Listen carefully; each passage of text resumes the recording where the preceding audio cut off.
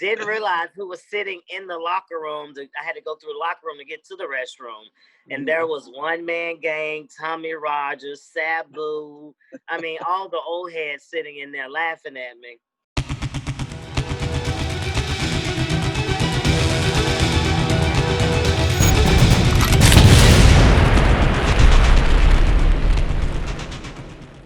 Hello again, everyone, for 411wrestling.com. This is The Big Break.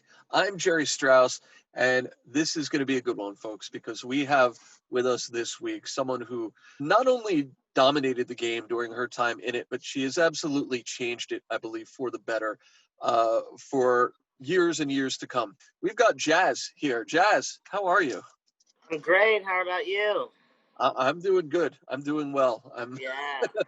As you can see, I am on the road, which is something that you are very accustomed to through your very long and very busy career. So yes. I'm just glad it's you on the road instead of me right now. Yeah, well, that's a great segue.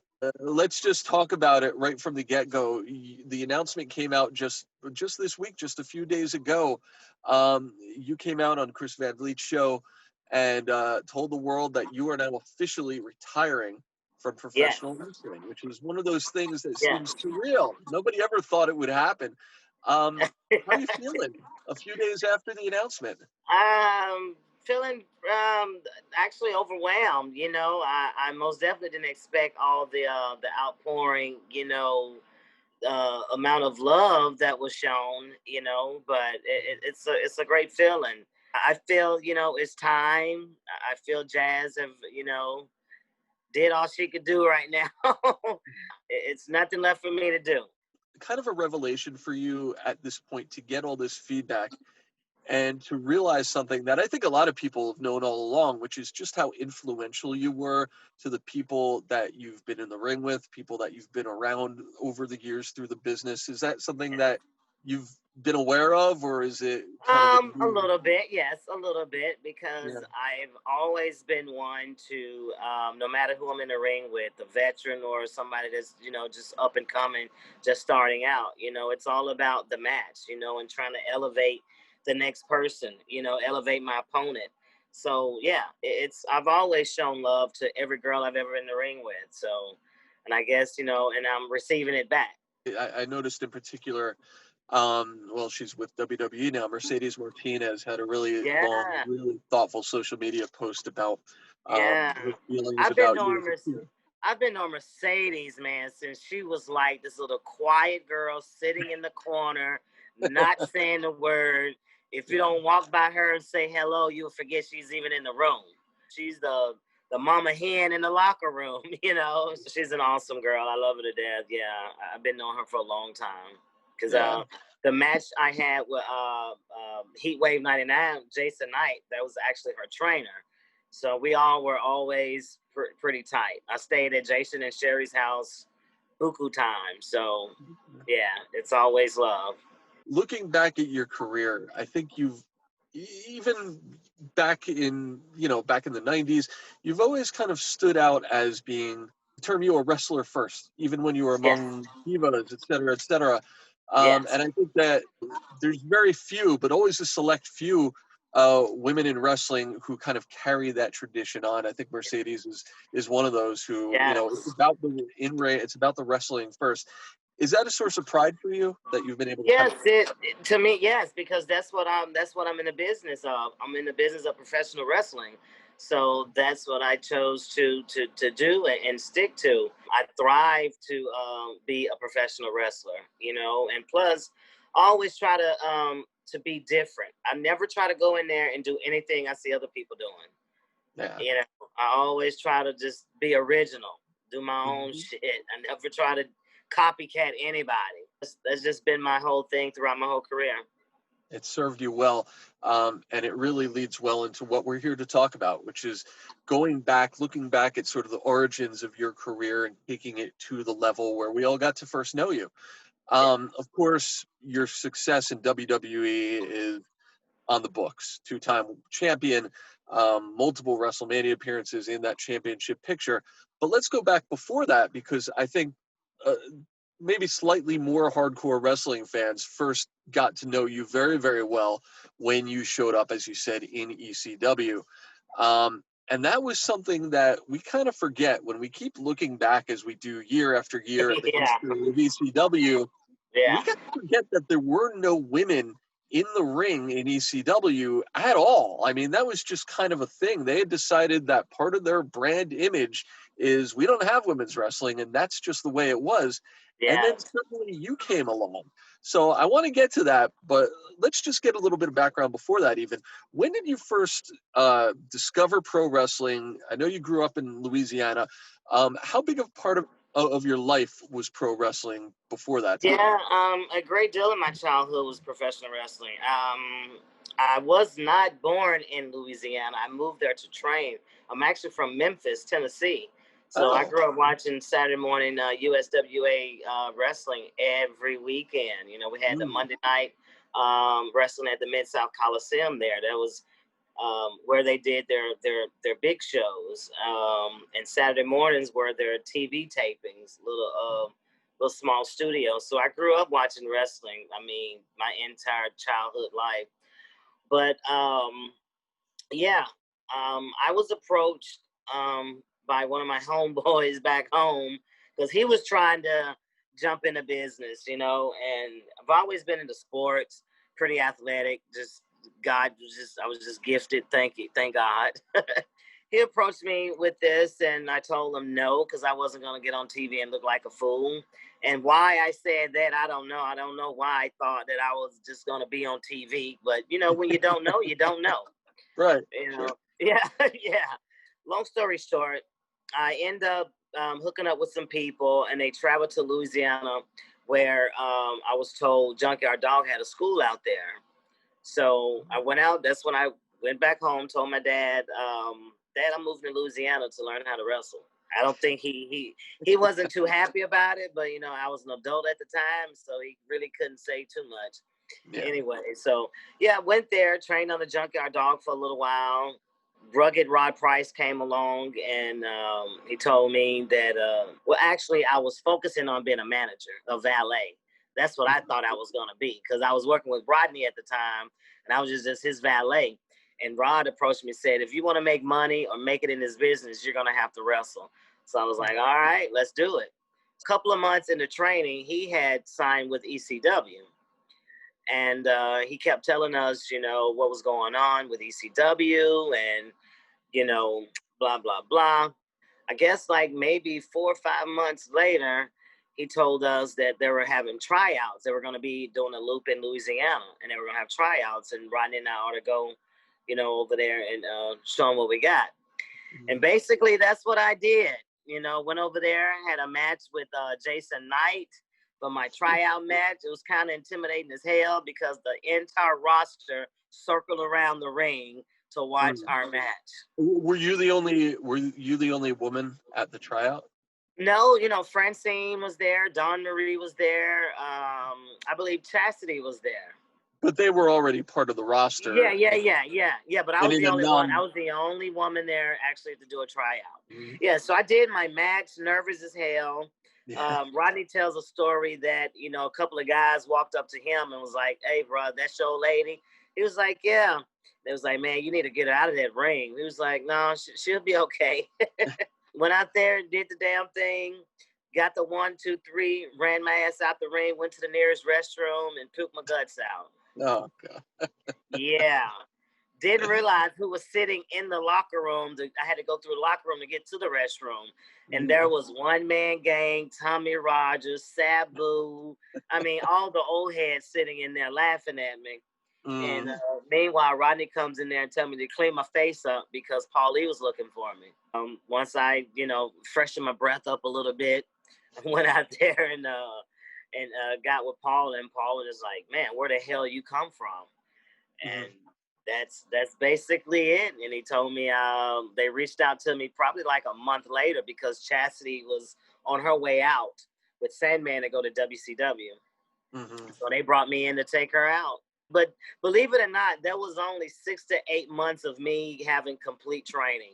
6 to 8 months. I only had maybe 5 matches. Wow. It's so, I mean, it can't be overstated how big of a deal that was, especially if you're an ECW fan, to look back and, you mentioned Francine and Chastity, Yeah, Dawn Marie. These were not in-ring competitors. I remember, like Beulah McGillicuddy. She had yeah, yeah, like some sort of a bloodbath with Bill Alfonso, like yeah. special situations like that. But there were no women wrestling women at all. There were no women wrestling in ECW at all. Uh, So this was something where you came in for a tryout, and not only did you earn yourself a spot, but you changed, presumably Paulie or whoever else was really driving creative then, their entire way of thinking, and convinced them with one tryout that you needed to be included in the mix now. That's yeah. And I was so green to even realize exactly what was going on. Like, I had no clue. yeah. Just naive to everything. Like, just as green as they come. And just No to go, idea. just to go back a little bit, your training, and I know that you'd only trained for 6 to 8 months. Did you train with any other women, or were you kind of just wrestling the guys the No, whole time? no, wrestling the guys the whole time. Did you at that point, I know you said you were green and not really sure what's going on. Was there any point in that training or your first days or months in ECW where you felt resistance because you were a woman, because maybe there was No, not no, at not all? at all. Not at all. I mean, I'm sure maybe someone had a little something to say, but no, no one ever approached me with it. For one, I never griped and complained about anything. Whatever they told me to go out there and do, I did it. And I Mhm. mean, I took everybody's damn finisher in that company too. So, as they said, I earned my spot. Well, it's interesting also because it's 2020 now, and the debate about intergender wrestling and whether it's okay and whether it should be a thing, it rages on even today. But Yeah. back then, people forget that's exactly what you did in ECW, because you Yeah, still that's had that's no other how women jazz around. was born. So, how can I feel some type of way about it? I Yeah. mean, if it wasn't for that and that opportunity, who knows? We would probably wouldn't be sitting here talking right now. Do you think that there's an art to telling an intergender wrestling story, to I pulling be- off a match? yeah, I believe most definitely there's a story that could be told. Nowadays, yeah, these guys are slamming these girls throughout the whole damn match. You Mm. know, I just the storytelling of it is doesn't exist anymore. That's for sure. So I think that's why some people probably, is not pro intergender matches anymore. Yeah, and I think probably something that lent itself to the matches that you had is that it was very clear, it was very evident that you were physically tough enough to hang with a lot of the guys. Like, it was just evident that you didn't look out of place. It wasn't about gender. It was about you being an extremely tough pro wrestler against another tough pro wrestler who happened to be a guy, and that's just the way it Hmm. was. Yeah, and that's how they treated me. They treated me like one of the guys, and Paul Lee made sure of that. Yeah. He would tell him every night, do not, especially pay-per-view matches, do not treat her like a woman. You go out there and kick her ass, and then he'll tell me the same thing. You go out there and you lay that shit in. That's how the ball rolled over there. You had a history with Jackie Moore, correct? I think that you had Yes, correct. worked with her. Because again, Memphis, Tennessee, she was Miss Texas there. Right. Yeah, Yeah. yes, yes, yes. It's Jackie may interesting. not remember this, but when I was trying to first approach wrestling, someone went and told Jerry Lawler that I could wrestle, and they brought me in to wrestle Jackie. But thank God the match didn't go long; went like 10 seconds. So that was like one of my first matches. Yes, yeah. So when I Well, got to WWE, I was like, yeah, all right. I'm not the same woman you met a few years back. did she remember then? Did I she I remember? I don't know. She wrestled so many. I don't know, but her and I became good friends. It was nothing but love. Well, she's someone else that a lot of, you can Google it very easily. A lot of the women from that time period Yeah, in interviews afterwards have talked about her also as someone kind of like you, that it was such a benefit to be in the ring with her, but yeah, very physical, very Yeah. someone who, she didn't wrestle like a Again, diva. She was a wrestler. yeah, because she wrestled men too when she first Yeah. started. Yeah, Mhm. so it's a big adjustment from being in the ring with all men, and then you have to go and wrestle women. It's an adjustment. I'm curious, just going a little bit forward now, you eventually come to WWE. Now you're in the land of the divas and diva searches and things of that nature. At this point now, what is your reputation to the best of what you could feel with your peers, with the other women around you? Did they appreciate the opportunity to work with someone with the experience level and the skill level that you had? Yeah, but majority of those girls didn't know who I was. Mm, Of course, Lita did because Lita was Miss Congeniality in ECW. yeah. So her and I were really, really close at that time. And I was told Molly knew of me. We didn't know each other, but she knew of me, and she kind of Mhm. helped spread the word around about me. So I had to earn my way in there. But once I got in there and they saw what I was about, it was, man. I don't think no one ever complained about working with me. Yeah, I mean, certainly you were kind of always in that championship picture at the times that it counted uh, during your time there. Anyone who worked for WWE for any level of time, there's a big factor there, which is what was it like your communication with Vince McMahon? What did he think of you? How was that chemistry? Of course, when you first get there, a little intimidating. You know what I mean? I mean, everyone is. Like I said, you gotta earn your stay there, earn your keep. Yeah. But Vince is all business, and I remember, I believe it was my first. I think it was. Oh my goodness! I had a match with Trish on a pay-per-view. Oh my god! I can't remember which one it was. I believe she was still the champion. Ran across Vince at the TV hotel, and he actually walked up to me and shook my hand and was like, "Great job tonight! Like, good job." So I Yeah. was like, "Yes." I don't think I went to sleep that night. I was so excited, because I mean, he's not one that you deal with and talk to on a nightly, on every night. So Mhm. once he approached me that one time, and but I'm the type of person, if I have any issues, I'm gonna go to Vince, and I have gone to Vince before to talk, to him about my career. But Mhm. yeah, he was pretty approachable back then, But again, he's all business. You may not get what you really go for to get out of him, but he gonna throw something at you. The nodding the head, looking at you, like he's listening, but maybe he's not listening. Mhm. He's got Yeah, the yeah, wheels are turning. yeah, yeah. We talked a little bit even before we started recording about your time post WWE and how you had this gigantic wave of your career.